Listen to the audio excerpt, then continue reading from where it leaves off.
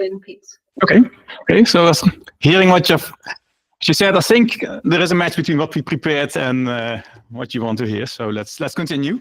Then I only very few words about SRON, where we're from. So we are the Space Research Organization Netherlands, located in Groningen and in Leiden. We are from Leiden. And what we have in house. So if you click, we have about 200 people, scientists, actually using satellite data. They do the modeling, try to digest the data, but they also always come with new questions. So we have Earth observation, but also infrared and X-ray astronomy, because that's also the data you can only obtain with space instrumentation. And those. When they solve a question, you get usually 10 new ones, and that for that you need new instruments with higher spatial resolution, more spectral bands, whatnot. So our scientists are involved usually in the requirements definition of new instruments, and we do in the house certain technology developments that actually are enabling this new kind of mission. So, for instance.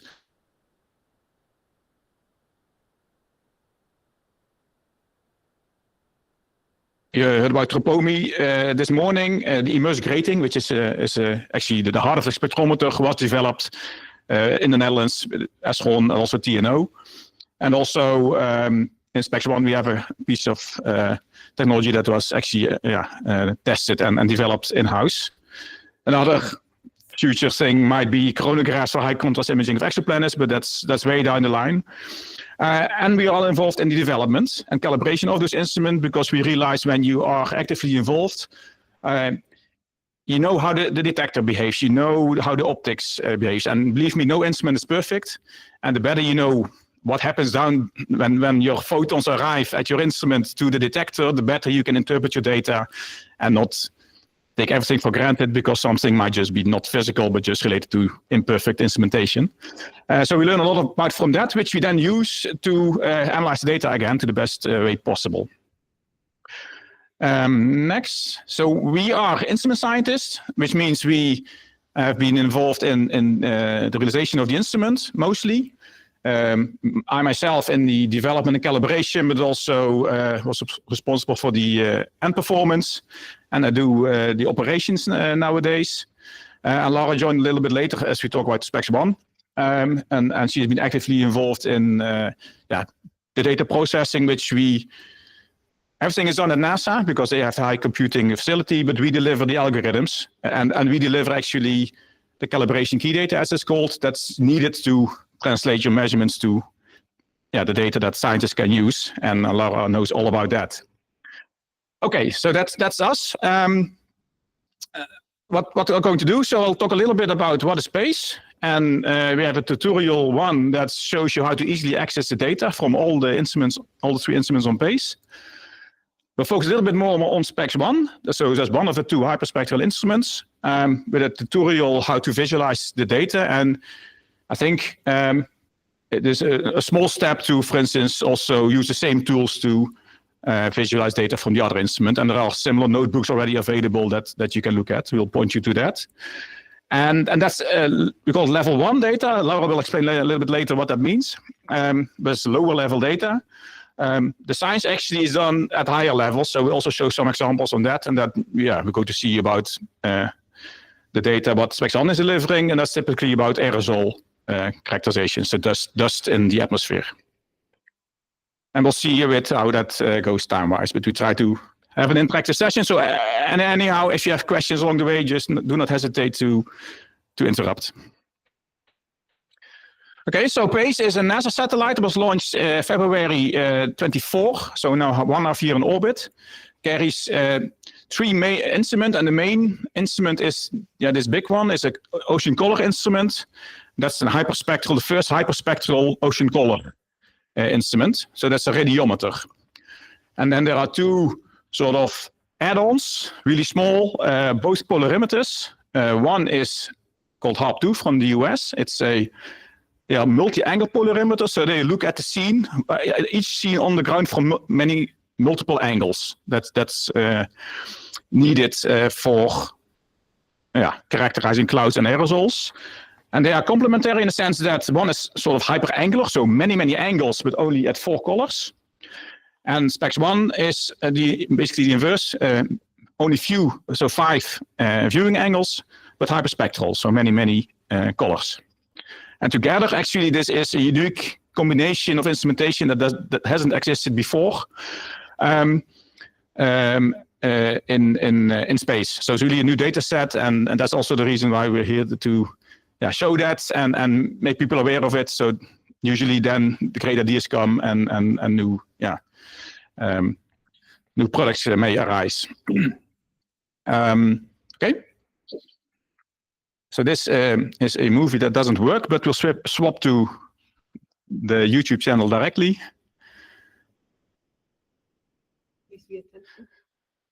Yeah, and we passed already the commercials, so I think we can. Yeah, so this is a visualization made by NASA that shows the PACE satellite orbiting Earth. So it's a polar orbiting satellite. It always crosses the equator at 1 p.m. in the afternoon. This video shows basically what the different instruments see. So the ocean color instrument has a really wide swath, and that means that in 2 days it sees the whole globe. And specifically for ocean color, you see that this is flipping its view. It swaps actually between -20 and +20 degrees when it passes the equator, because in order to avoid the sun glint, because sun glint is bright and that messes up ocean color measurements. HARP2 is this wide angle polarimeter with many angles, but only then in 4 colors. And it also almost sees the globe every 2 days, a bit less than OCI, I think. And then our instrument, SPEX1, we only have a very narrow swath, only 100 kilometers, so it takes us a month to basically fill the map on Earth at 5 angles, but hyperspectral. We the ocean color instrument, that's really like half of the satellite. Yeah. SPEX1 is not limited to ocean only, it's also land.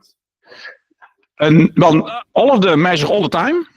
Ocean color instrument is optimized to have the best possible product for ocean color, but you will get data from land. But for instance, over clouds, clouds are sometimes too bright, so the sensor saturates. So then the data is at certain bands not used. And for the polarimeter as well, they measure all the time. And in fact, you can use it for ocean, for clouds, for ground. I think it's only a matter of, let's say, the instruments were all developed with certain requirements to a certain case. It doesn't mean that it is bad. Actually, it's excellent. I'll show an example later also for other uses. So that's also indeed the reason to show this, because it's called ocean color instrument, but it's just a hyperspectral radiometer that gives excellent quality, probably the best over land as well. Yeah. So here's a picture of the satellite, so you can see a bit of the scale. I think my size is this is about 2 meters, so with my size, so this comes on top. This is the ocean color instrument with just a big radiator to get rid of all the heat that is produced. The HARP2 polarimeter and SPEX1, so that's just shoebox size instruments. And I think I already mentioned most of this. So next to SPEX1 and OCI are hyperspectral more or less in the visible range. So 380 to 770 for SPEX1, a bit broader for OCI, but OCI also has some switch channels, which can be very useful, and they use it for cloud detection basically they have to get rid of 95% of the light in order to determine how much light comes out of the ocean, because that's what they really need. And so 95% of the light comes from the atmosphere, and they have to get rid of it, and they have to be able to accurately model that. So that's why they all have this these additional bands. And these are the 4 bands in HARP2 typical. These are multi-angle polarimeters. These are of aerosol retrievals. These are typically one of the bands that are chosen, but they have many angles. And so It's a 1 kilometer resolution, so maybe important to mention. So for OCI, that's quite reasonable, I would say. Also for the polarimeters, we sample at 2.5 kilometers or even better, but the main data product that we will show later is at 5 by 5. So there is a product that puts all data of these 3 instruments on a common grid, so that you can easily combine the 2 or 3 if you want to use them. Laura, I think this is for you, and this introduction to the first tutorial, and then we'll experiment with it as well. Yeah, so I have a proud 1-slide contribution. This is it. And it's essentially just to show you in your first tutorial, like where in the whole data chain you're actually going to pick up data from. So the data is, of course, acquired by the satellite, and it is in a first instance stored within the memory of onboard the satellite. And then whenever you make connection with the satellite, with the operations center from NASA, so here we are not really involved in, the data is downlinked, which happens around 12 to 15 times each day, if all goes well. Then in the operations center, you essentially just combine all the required data that is needed, and you pass it on to your first labeled data set, the L0 data. And then it's decoded into data that we can read and process. So I think from here onwards, actually the processor is developed by SRON. It is run still by NASA. So they are responsible for operating. We are responsible for providing the tools. L1A data is not yet calibrated. So it's just counts and bits and pieces that mean nothing. L1B is already physically sensible, but it's not on a common grid. L1C is the grid that Jeroen just talked about. And then we actually move on later on to L2 data. And then the analysis train goes even further. So here we will have information about the aerosols already. And here we will stop this tutorial. Nonetheless, of course, there is further analysis processing going on. You are here with your own computer. And what we're now going to do is we're going to connect with your computer to one of these databases, pull some data, and then store it to your own computer, because this takes time if you take the full data. And I would say you can get started. If you have questions, we will walk around a little bit. Shall we put push us? Oh, yeah. Oh. Pull us. What? Yeah, maybe you can also put our node version on the screen so that you. I thought to do that maybe later, to first give them a chance to try, and then afterwards we will show.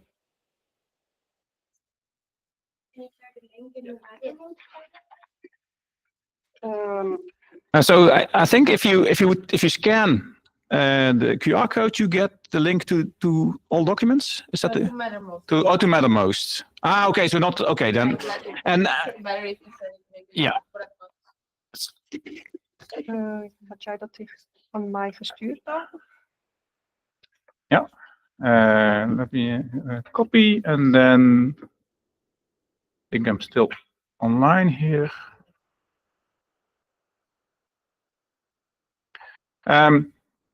Is it just in the comment channel, Town Square? What is the most convenient? Ah, ik dacht ik zoek hem gewoon op deze slide. Oh, ja.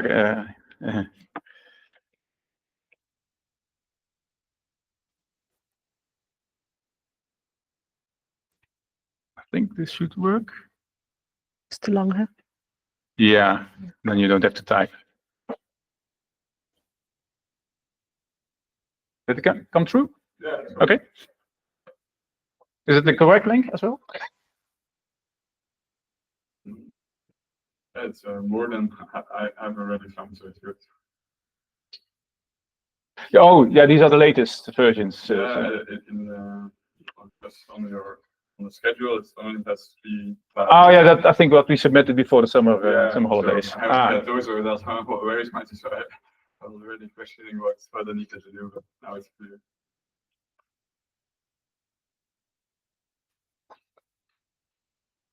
So now tutorial 1, I suppose. Yeah. We're a little bit curious if maybe you all already have Python installed and you can just open a notebook and it will work. But yeah, we did the environment setup, but we didn't have access to this Google. Yeah. Ah, okay. It's same. Okay. Cool.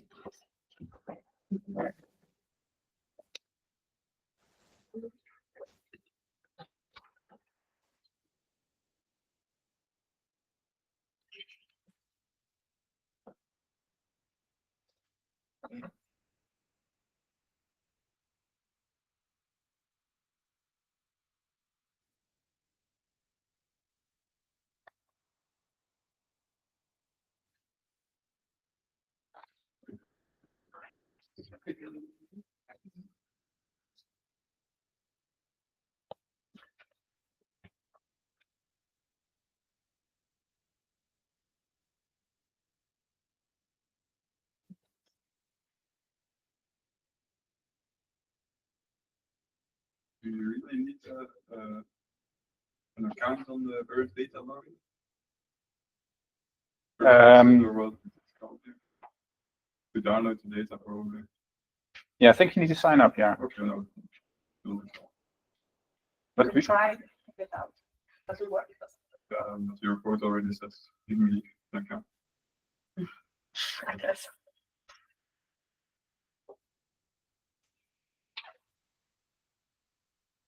Yeah, to be on the safe side for the other two tutorials, we need an actual data file that's in the data folder, so that you can run the tools locally, right?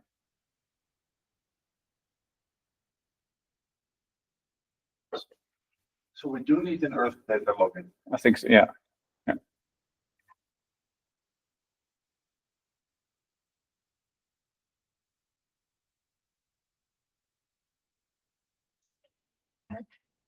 And the mic. The mic. Yeah.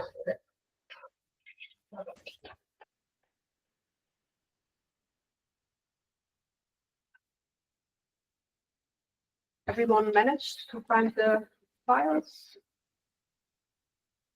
It's just taking a really long time because the Wi-Fi is kind of slow. Okay. And I've noticed that Earth access is also not really fast.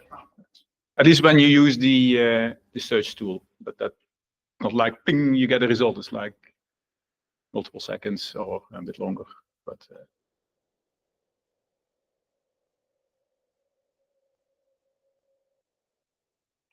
let me try it as well.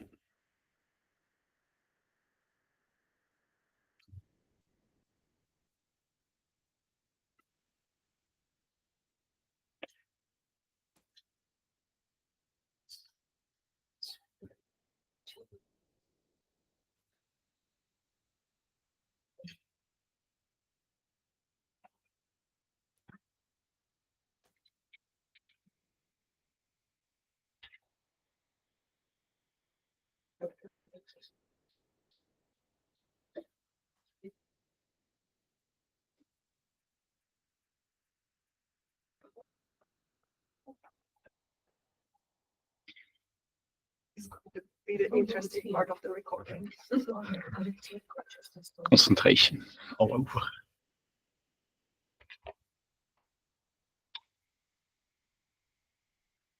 Is there quite a lot of data included in the Google Drive document? So I think there is one data file. One big one. Yeah, we have a big one, 200 megabytes. I think. Yeah. I'm sorry?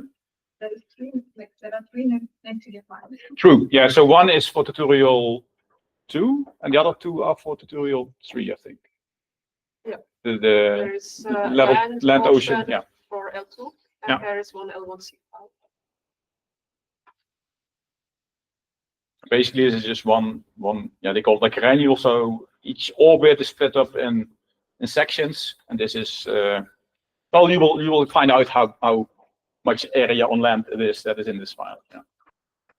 Yeah, we're essentially only using these files partially as well because this one is very big.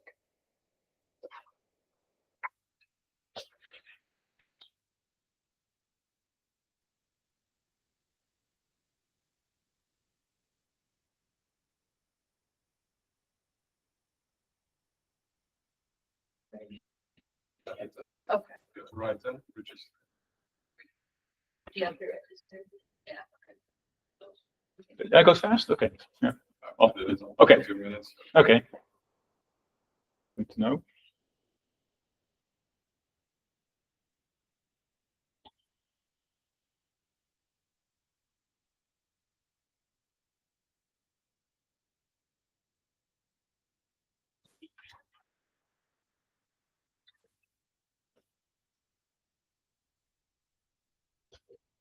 One of the slides, it says we should get 16 results. Don't know, I get 14. I also got 14. So Okay. and you want Oh, to, yeah. I think I prepared this notebook like before the summer. But they changed something. That's true. Yeah, I thought that. So we usually reprocess, and then we have, for example, version 2 and version 3 data. And then after a while, you only have the version 3. So I think Yeah. the 3.2 is not available anymore. That's why. Okay. Was that in the list of? I think so. Okay. Yeah. Okay. Good. Good.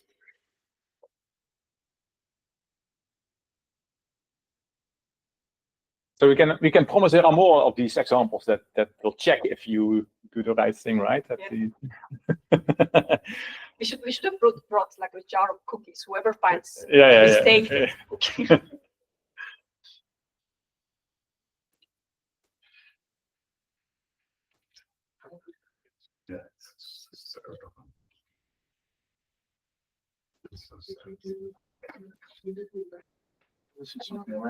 Where do I get the requirements for this from? It was shared, I think, the program, so I can just.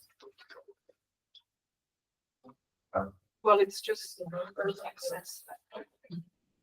Mostly not okay. The requirements is in the Google folder, right? Oh yeah, I don't have access to Google. Okay. Do you, but you are not. Okay, you were not on MetaMost, so No. then it is good to put a link maybe on, because then you can everyone access MetaMost? If they need to be registered, I guess. Well, it's very easy. Just Okay. access.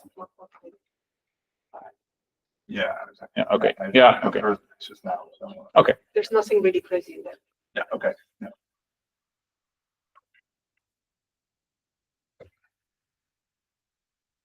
A lot of time to download, right? That can take some time. Yeah.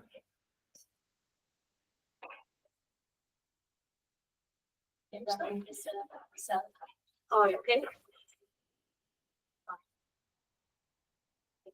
Yeah, that's why we afterwards we will work on it. That's already downloaded. Okay. No, it's a one-time. And the alternative for this is to take the file from Google, from the Google Docs, if that's faster. But In the meantime, you can actually already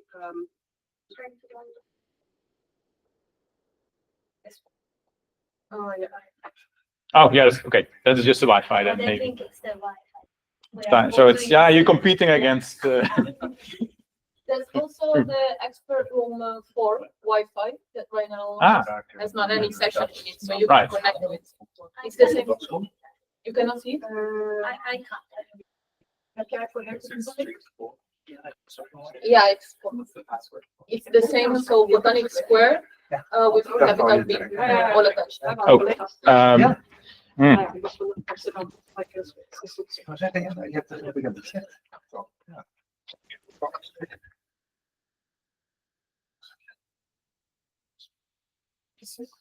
don't really know.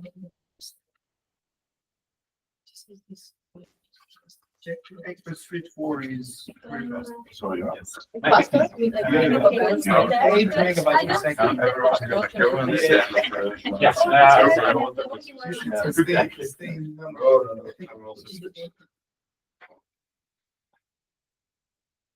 Are more people downloading data and waiting? Yeah, but then I get to this where you just hit the engine and this is the exist. And then try to- But I did it before and You're connected to Number 2. Do you see the tree? Now it's just something else, but still, no. I think for it, but I will close this for a moment. That's okay. Everything here goes fine, right? So here it says which It's fine. new one. But Oh, maybe this is back. So you do source and activate. Okay. And now you see here. oh, Okay, you go in here and then you do. What is it? Can you LLC pass is Thank you. Yes. Did it get a good result? Oh. Your mind's working and then I get this. So I can find it down there. Oh, is that the Oh. But I set up your environment. You probably.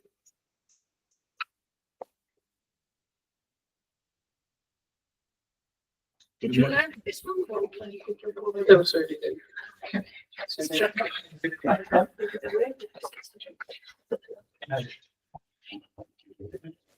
good one?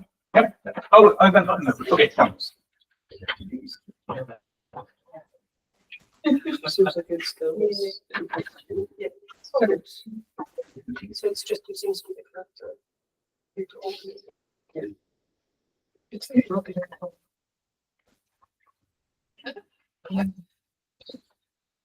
when I open it, I'm just waiting.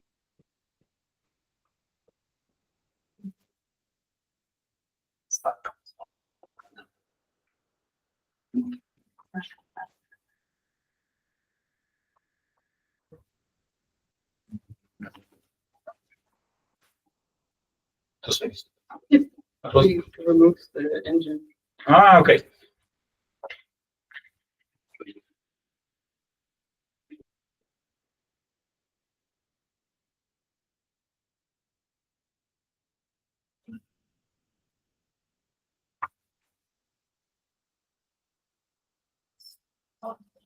What is that? So. What is this thing? I would just supposed to remove the engine. If you leave it out. Oh, just did it. Yeah, I think it was. I think it was this one before, but the path isn't. Oh, did you just remove the whole engine? Yeah. Is blank. Yes. And then Right. that. Okay. No.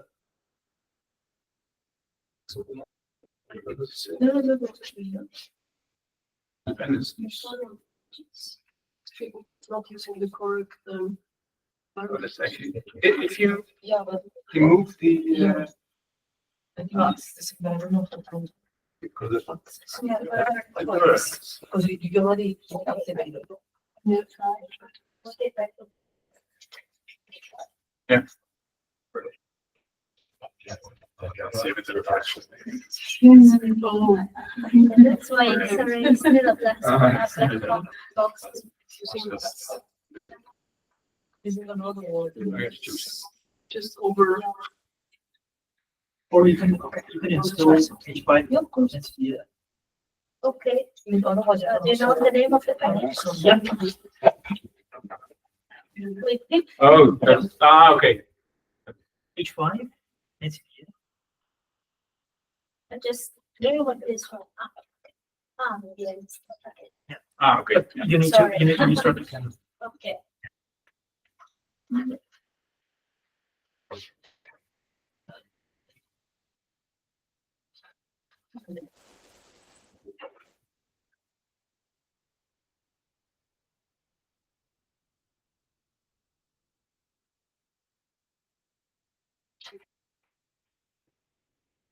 It should be start. Close the button here.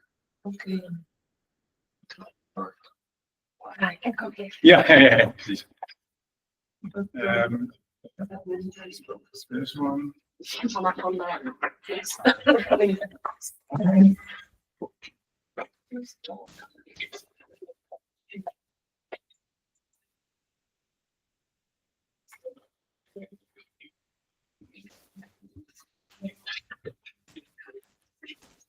Okay, who's having some trouble? Who's finished first tutorial? Just have an idea. You finished? Okay. Some people start putting bits in.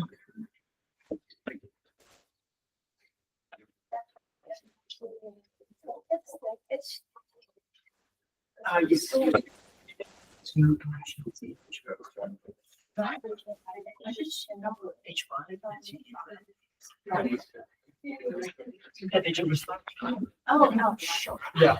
Otherwise, Yeah. it's a region Sorry. Okay, did you import the library or not? No, you don't need to import. XRA automatically gets that engine. Right.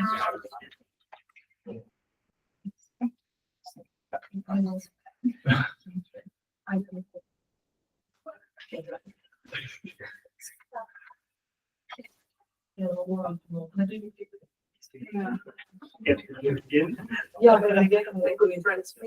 Yeah, thank you for having me though. Thanks anyway. You do your thing. Is it also the no? Oh, the virus. Okay. Oh, yeah, that's a good question. Yeah.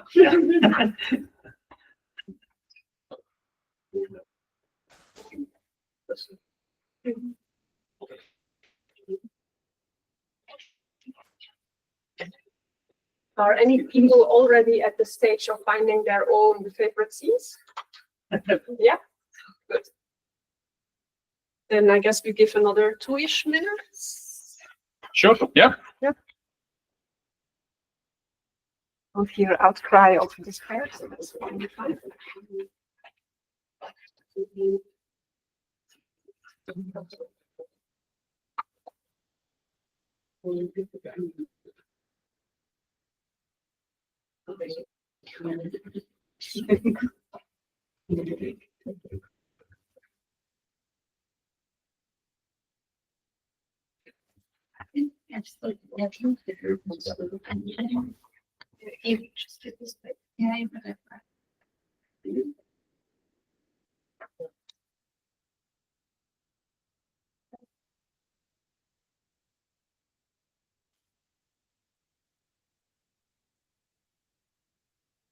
Started with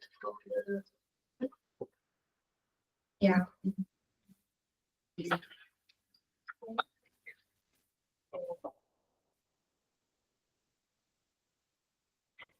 Use an exotic Python version. Is it? Yeah. 13.2. Quite new, so new that Okay. the PyEnv doesn't provide it. I have some developed version. So Right. Okay. But then that's yeah. Okay. Maybe it's good to be in safe side. you're on the. You're up to, Well, yeah, up to date but with sometimes, your PyEnv. yeah. But it also can carry a risk. Yeah. So first close this.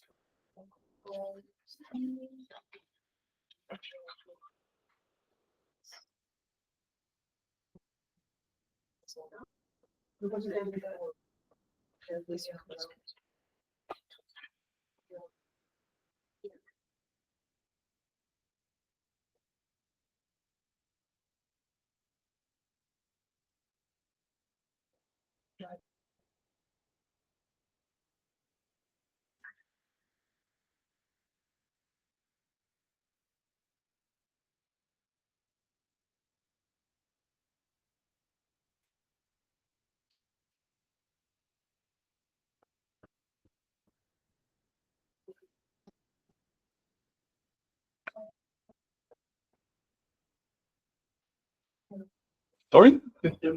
Maybe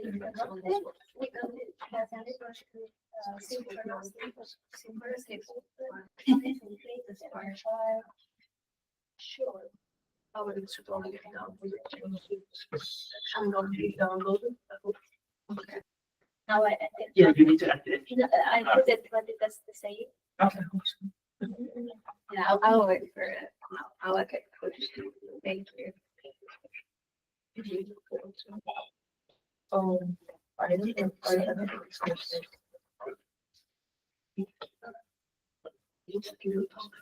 It's the same apple. Yeah, okay.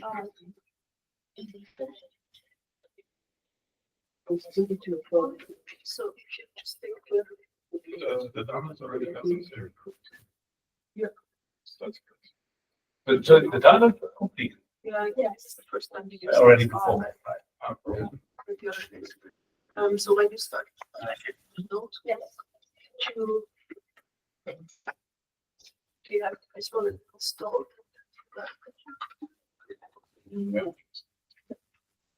Was the whole pop? Yeah. So something. Sorry, I'm not-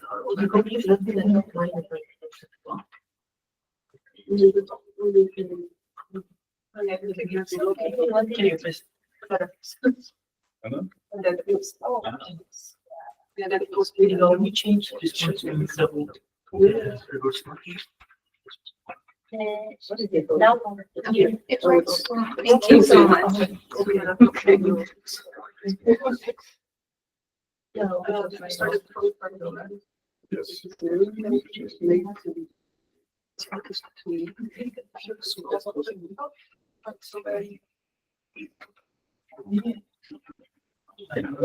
so, You should have. yes. Is it that road path is for analytics and Oh, okay. Right. When will that be? Yeah, this yeah, maybe. I have that one. Yes. Yeah. but, Full path. so this is, It's open. This is your. yes, yes, yes. This plane is. I don't that's why I was not understanding the, or maybe it was, yeah, sure. NC files. But you have three, right? So we need. This is double. Now it's there. Oh, okay, fine. I think it's just,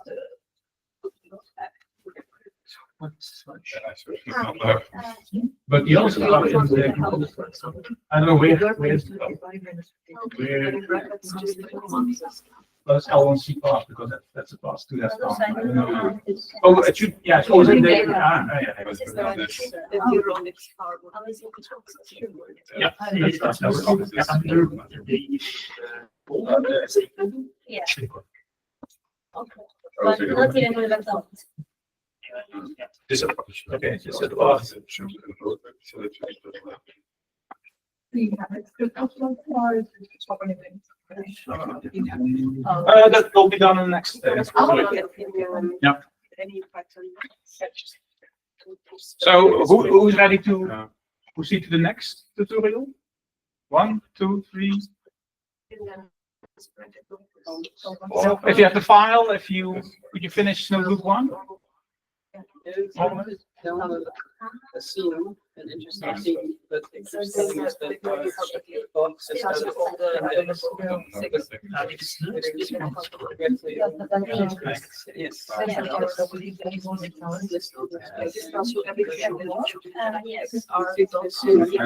Directly over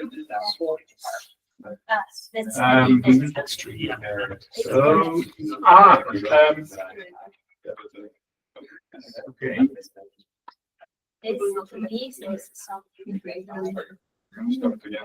But so it doesn't exist basically because it wants to put from a list and the list is empty. Maybe it's because, well, I did it for 2 days, but maybe if I just. Oh, yeah, that should be good enough. No, that's not necessary. But that's, oh yes, it says. Yes, right. So we cannot.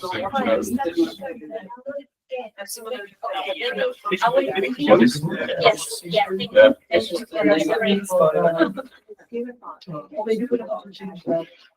Was there anywhere? No, it was, I just. But you have to shortening as the. Oh, that's the actual file name. So we need to, that needs to stay the same, yeah. Okay, that's fine.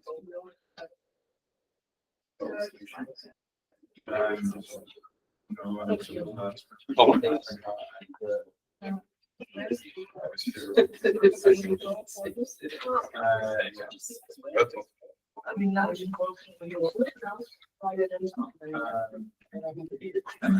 Able to set up the. Het is niet dat mij zelfs Urtex is niet. Dat is voor de eerste stap.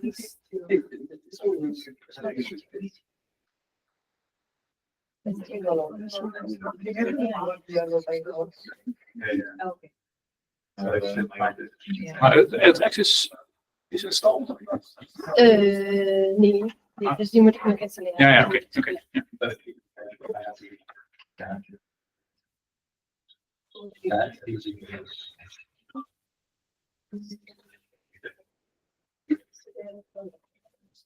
Okay, maybe in view of time, already continue a bit with the story to have people access the second notebook, and we'll keep dragging you along, get you as far as possible. So a little bit about, I'll use the mic again, about SPEX1. So that's a Dutch instrument. It's a multi-angle polarimeter, as I've told you, with 5 viewing angles, and it only sees 100 kilometers, so 5 times. So it takes about 6 to 8 minutes to see the scene from all these 5 angles. And we measure radiance and polarization. You're familiar with the concept of polarization, or should I spend some words on that as well? No big question mark? Okay, so typically, like classical spectrometers, you only measure the intensity of light, right? But light is a wave, and it has a electromagnetic field associated with it, and that electromagnetic field oscillates in a certain direction. And when all light waves, if the electric field of all the light waves oscillate in the same direction, then we call it 100% polarized light. And if they are randomly oriented, it is unpolarized. And what we do with a satellite such as this, we look basically at sunlight scattered from the Earth. And sunlight is unpolarized, but as soon as there is sort of symmetry breaking, which can just be a reflection or scattering from dust or a cloud or something else, the light gets polarized to some degree. It's actually this information that allows you to distinguish between scattering from spherical particles, non-spherical particles, from droplets or really small particles, from surface or not surface. And it also depends on the scattering geometry. So that's why actually we have these many angles, because then we basically measure the scattering for 5 different angles, 5 different geometries. And that dimension as well gives you additional information and that you actually need to infer the properties of the scattering particles. In this case, we focus on aerosols. And also the key is to have a really accurate polarimeter, because that allows you to constrain. You have enormous degree of freedom with the many parameters, so the measurements need to be really accurate in order to constrain this multi-parameter, multi-dimensional parameter set. Let's see if it goes on. So you see the picture of our instrument already. This is a zoom in with just the cover of the radiator in front. Here you see the 5 apertures that look down to Earth. And what we then measure, we have one detector. So we have basically from each aperture, we measure one spectrum, but two spectra in 2 polarization states. So here you see 5 times 5 spectral images. So this is wavelength. This is the 100 kilometer SWAT. And we see that at double. So these belong to the 0 degree, to +20, +50, and so on. And this is the spectral range. And here you see a calibration measurement with unpolarized light. And this particular polarimeter encodes basically the state of polarization into the spectrum. So once you have polarized light, you measure something like this. So oscillations in your spectrum with a certain amplitude and a certain phase, and that those two properties are a direct measure for the angle, for the degree and angle of linear polarization. So when we measure a scene and we see a certain oscillatory signal, we can infer with really high accuracy this amplitude and where the maxima and minima are, and that then we know the state of linear polarization as a function of wavelength. At the resolution of this oscillation, so we get something like 20 to 40 independent measurements on a spectrum that is actually sampled at 2 nanometer resolution. So we have a radiance product consisting of 400 samples. That's really hyperspectral. Our polarization product is 40 wavelengths, so that's coarser, but still much more than the 4 bands for the other instrument. And then there's an animation of based on real data. If the satellite flies over the Earth, here you see the radiance images. So you see the white clouds, the blue ocean, later on yellow sand, green forest, and polarization is totally different. So you can see sometimes colors, land is unpolarized, clouds are unpolarized, and it is typically blue because of Rayleigh scattering, because just the molecules in the air also scatter and they create polarization. And sometimes you see sort of a rainbow or cloud bow in the scene that is actually basically looking at the rainbow from clouds from above. And the rainbow is very polarized, so that's why it shows up. I think maybe there is another example. There was one thing at the beginning of our scene. Can you say once more what's left versus right? Left was does it play? Let's see. Just normal RGB, and this is, let's say, polarization signal visualized as RGB. So you can, it may be difficult to see simultaneously, but here you see, for instance, a cloud bow, or sort of a rainbow. When the scene is white, a cloud just depolarizes, so then the scene here is black. When there is ocean or an ocean, when you look at a glint is more like a reflection from a mirror that gets polarized, and that's usually brightest in the outermost viewing angles. And how is it color mapped? Polarization? Yeah, it's a bit tricky to make that. This is like a true radiance, you could say, RGB. Here we pick the same spectral channels to make this RGB image, and DLP, degree of linear polarization, is between 0 and 1. Yeah, that's how it's built up. So you normalize, let's say, the RGB image with the polarization, the amount of polarization. Yeah, sort of, yeah.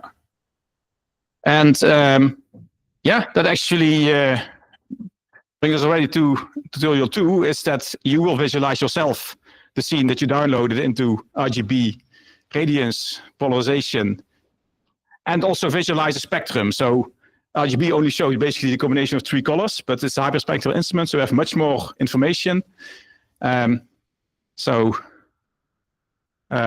those of you who have downloaded the file, I think you can use that same file in the second notebook. With others, we will just assist to get you to get the thing working, I think. Because for whom everyone did everything in notebook 1 worked fine. And people really put just a hand up if it works fine for them. So if you still have problems with your virtual environment and things, maybe look very nicely at one of the other people in the room where everything works and join forces. That's a good suggestion.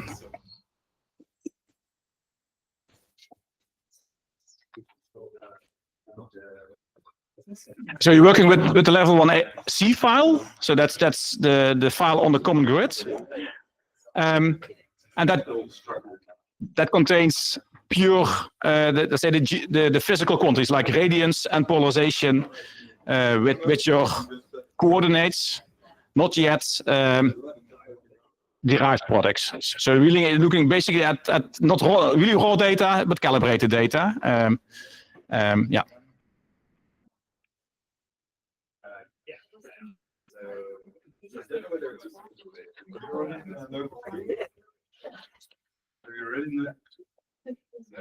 Did you have a problem? Yeah, but I have a problem with this package. No. Oh, that's right.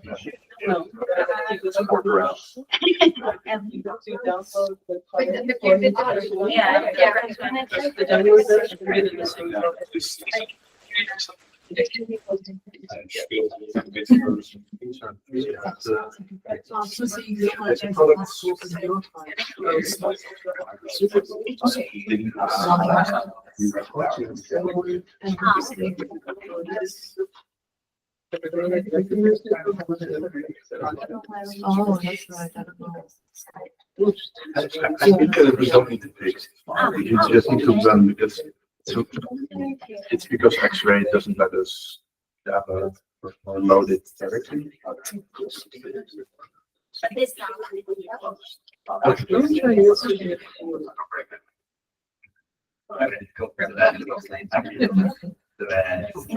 Same solution. Oh no, you can actually change it to NCDF for Then and then it works. You also don't have to delete it. I might have to see this again.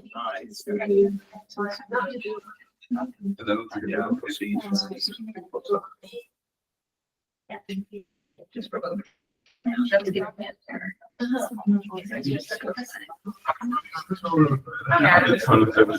If I just don't essentially do. Yeah, that's fine. I don't know why.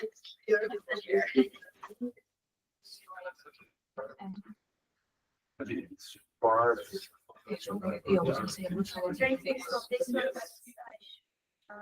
I just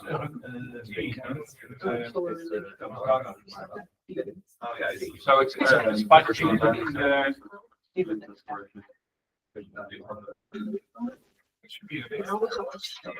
Oh, but then. Oh, but not in data, but in the Google Doc.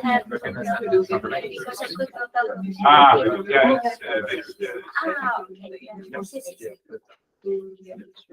and that takes fast because it's just Yes. a kilobyte. Something is going wrong when importing Earth access takes like 10 minutes, right? It should. Oh, just hanging. It's still running, but it's not throwing errors. If it pops up, user password, then. Oh, maybe. Oh, yeah. Here. I Yes. had that same. I've had that same experience once. Why is it? What is it waiting for?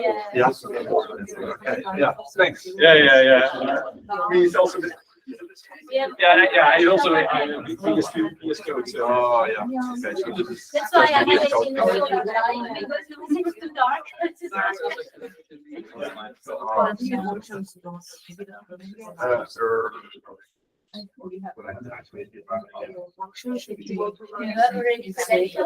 Yeah, I can do credentials. Yeah, that's a routine in the Google Drive. Oh, I see. So then now you should. It's doing something. Yeah, please in this. Okay.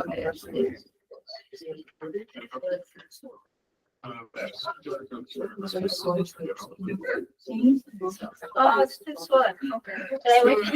No, don't worry. I'll join you again. Where does it? Yeah. When So, I'll do this. I don't know. But that, Yes, so we say. okay.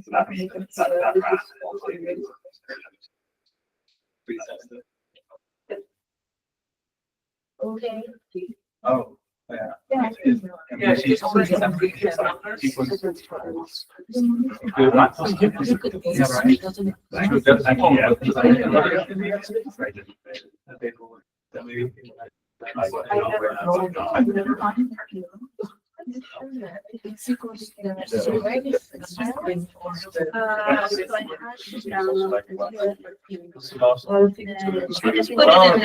Oh, wow.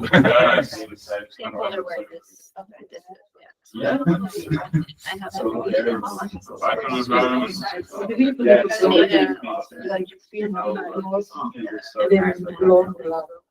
I just want to point on those. Yeah, but here just some things are really what I don't know what it's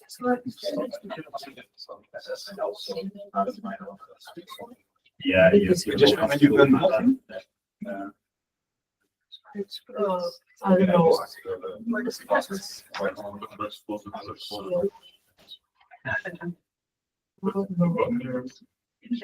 Oh. Someone said a lot of ideas. They always tell you good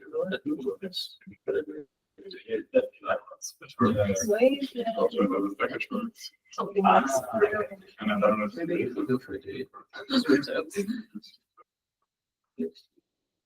so can you now make right?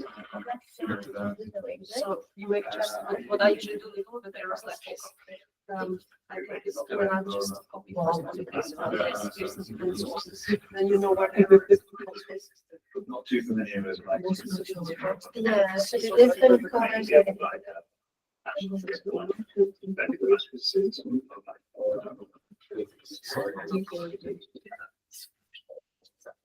This is yeah, then just looking at this people. Yeah.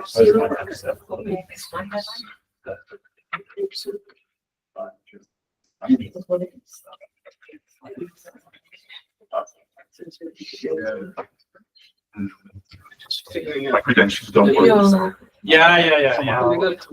Okay, so that, yeah, so you have now an image in one, I think in one color. Oh yeah, that's the color. I think I'll try it. So you can also modify and see how it looks. The different color. And this is actually what the spectrum are over, right? So you see 1 point. Or maybe. Well, maybe the square. Yeah, Yes, so. Okay, so. This is from 1 view. View plot 0. We have 5. So these, I think it's 1 point, but here also 5 spectra. So you can see, and these are all individual measurements. But basically the hyperspectral nature of the view. And I've also put different viewing angles.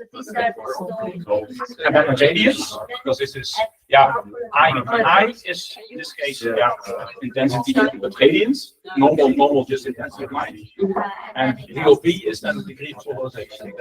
So probably, looking at this scene, yeah, but really high DOP. No, they have a nice look. This one I choose, but I don't know. And also the spectrum is, this is blue section. Only, I would guess ocean sea. Because it's very, maybe not. That makes sense. Yes. Yeah, you have to train your eye a little bit. So sometimes when you are over land, as you saw in the movie, it's still, the sky is still relatively blue. And then polarization is high typically, higher in the blue than in the red. Helps you distinguish overland. So you know what a scope structure component is? Yeah, the spectrum. And as you now look at it, this line is pretty high. It goes up a little bit also towards the red. But then it's probably land. Because ocean is usually. So I think if you see, you can change these coordinates. That's actually right, what you. Yeah. Oh yeah, so it is probably the average over box. Basically, it's That's a change the latitude to maybe 15 or something, minus 15. You get an ocean. So It's not convenient, but it's maybe normal. much. It doesn't look normal. This is the same.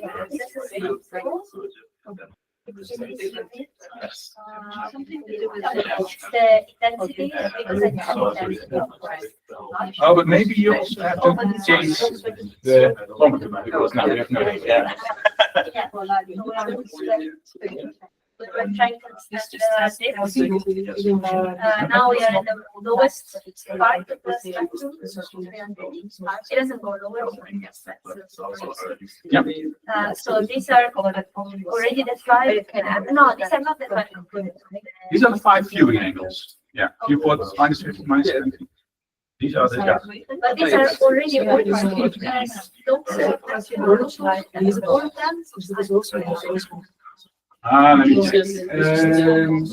Light intensity, wavelength, so it's Yeah, this is so. This is I. So they could be scattered. the eye. Oh, Of the slopes. Yeah, exactly. I think it's I. So this is just basically intensity. These are okay. Yeah. Yes. So I see that for example, Because this is the intensity of the light. So they have a lot of intense blue. Yeah, you're looking at the more difficult wavelength. What I don't get is why it's not. I would expect the polarization product to be normalized. Yeah, but that's the next one. Okay, so It's just radius. yeah, exactly. So the higher level. Yeah, it's used as just watts per square meter. Oh yeah. And also when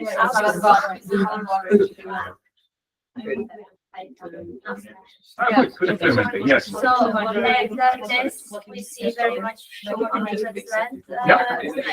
But in the blue, that vanishes. Because in the blue, the sky is also blue. So the sky is your total is a higher fraction of the total light. So at 385, the land starts to look blue. Well, they find it blue light, but I mean, the fraction of atmosphere to what comes back from the surface. You're basically looking at the atmosphere. Yeah, much more. Yeah, much more than in our regular vision. Yeah. That's why the contrast here is much higher. But it also depends if it's not. Because here, I really so here, I think the ocean turns grayish.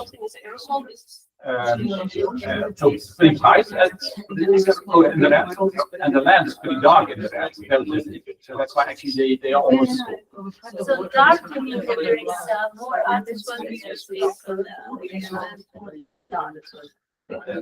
here I mean that just reflection from the surface in the red is low. And usually in the ocean it's really low. The ocean is usually blue, so no red light. But when you look at sunrise, you basically get the reflection of the sun, which is all the colors in this viewing angle, only here. So you cannot see the sun. No, only at specific angles. Yeah. Yeah, it's not. Well, always straightforward to interpret No, these when I data. see Stokes vector, I already expect because Okay. it's, but I didn't see the eye. Yeah, It's one, only one. that makes it Okay, yes, simple I again. thought that these were all the components, and then I said, oh, this is the view of the okay. Because I think you can see. Oh, okay. That comes next, I guess. Because later you'll see the spectra, and then you can also see the ratios of red to blue for the different viewing angles. And you can choose basically also your scene, so you can expect ocean scene versus land scene and see how that looks.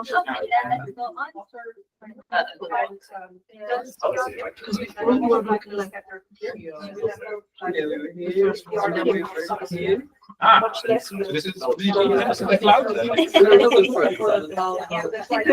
Oh no, but this is not to be yeah. I'm not sure if there is a the RGB image. So there is a little bit of cloud at the top, and this is purely ocean. And here you can actually see, Jaco, this is indeed sunblend. So here you see already that the sea is much brighter. And in the red, actually, as you saw in your image, then actually the land is they are equally bright. But in the blue, When we go at lower wavelengths, if you go at lower wavelengths, I guess the contrast will here enhance. But at 770 that we looked at, then it's not so much contrast. Yeah. Yeah, or also ground. Why would you want to look at polarized light? I'm not getting the fundamentals. Because the contrast and polarization is different than what you see here. You will see that if you go down. But I think from the polarized light, that's what I understand, but we were discussing that. But from polarized light, you can get a estimate of the particle reality. You get a much more precise aerosols, clouds. For land. Big little. The aspects that you can see with polarization, also differences in crop helps. Yeah. With this spatial resolution, it's going to be hard. It's not not with this instrument. It's not useful. No. But So above water, you want not normal. You don't want to see normal radiance, but polarized. anyway, not this one. So in the models that we use, they actually fit a certain albedo, so like counter reflection, because that's not interesting. But it's not and they also model how bright the ocean is. So if it's flat, it's dark. But if it's breezy, you get scattering different angles, so they have a more how the ocean looks. No, in the model, I count from certain part of radiation, both in polarization and in radiance. So that it doesn't improve the aerosol effect. So that's the actual goal. The arrow. For this instrument, yes. Oh, okay. Yeah, so you get the atmosphere. Yeah, okay. Because in the conductor, that is scattering that is happening, and that also is very But you also have. Yeah. If you proceed, you will plot a certain spectrum. Yeah, And you'll see the Flying like this, different here you have red lights, red lights, green lights, spectrum. whatever light. Radius and And there's polarization different for the different amounts. viewing angles. So that's really additional information content. So you have for each direction, how much red light, how much and for the same for like the polarization.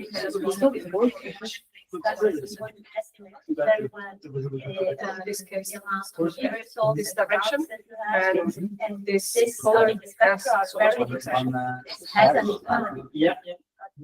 Often direction taking into account. Yes, now it is.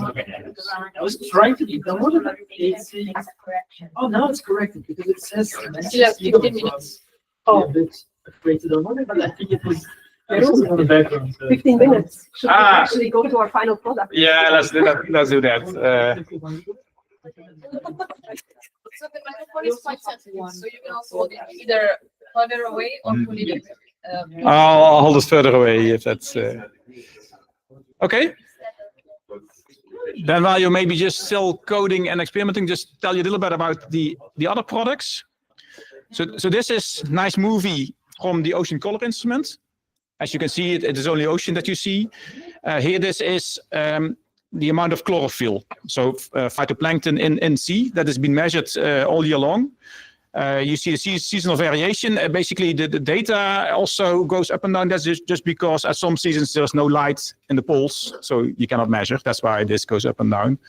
But you see variations also here in the North Sea and the Mediterranean, and sometimes, I'm not sure if it pops up here, you see really blooms of phytoplankton. So this is really used to measure the productivity of the ocean and basically where the food chain starts for all marine life. And this is just chlorophyll. There is another product, and I think they're still developing it, which then actually can discriminate between different species of phytoplankton. So certain harmful algae, or just ones that are eaten. I think usually here in the Persian Gulf, they are not the best ones to encounter. So that's in development. And another example is the land product. This is not so the sensor is not optimized for this, but here you see in true color the ratio or the relative contribution of chlorophyll, which is productivity, and these carotenoid and anthocyanin, which means decaying leaves. So in fall, leaves turn yellow. They match these pigments, and here you can really see, with season where productivity is and where. So in the fall, everything turns purple. And in spring, everything turns green. Really monitor productivity on land. So it's one of the products from the Ocean Color instrument. Really cool, I think. And at 1 kilometer resolution, I think this is unprecedented. So as I said, we take some more time to assemble one global map. So here you see just 1 year averages of aerosol. So that's what we do with SPEX 1. We want to make these maps, monitor aerosol optical depth. So where are the most polluted areas in the world? You have biomass burning over Africa, usually desert dust over the Sahara. India is also linked to biomass burning, but also industrial activity. Some fires in Siberia or Canada. So yeah, that's what we want to measure. This is not new, because other sensors also can do this. What we add is actually characterization of these particles. So here is another parameter is called angstrom exponent, which is, let's say, particle size. And then you see that this, so high number of small particles. When there is smoke, it is small. So with fires, with that. But when there is just desert dust, these are coarse, large particles. So then the angstrom exponent is low, meaning large particles. And similarly, you want to know, especially in relation to climate modeling, what do these particles do? Do they absorb or do they scatter? Now, smoke usually absorbs. So whenever there is smoke, you see low numbers. But when sea salt, just over the ocean, or desert dust, that is more reflecting. So then the single scattering albedo is high. And this information, okay, here we see actually, we do not only yearly averages, but also seasonal. So then you really can see that this biomass burning period where, southern Africa is just basically on fire. It is being transported over the ocean. That is a lot, you can really see those trends. And from that, you can basically turn the data around into a dust fraction. So dust is high above Sahara, dry areas, also in Australia and Namibia. Small particles, inorganic, can be smoke, of just regular forest fires, but also human activity.